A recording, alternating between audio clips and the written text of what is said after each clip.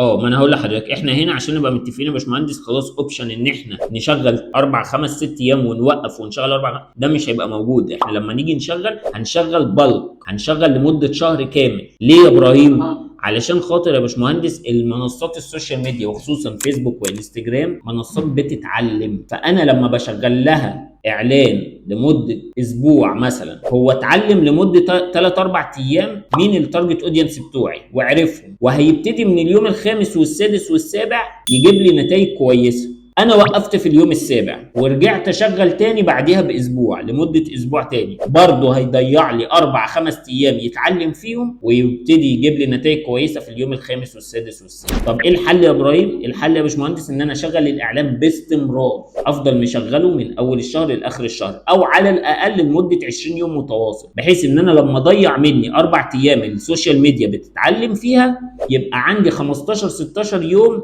بيجيب لي فيها نتيجه كويسه.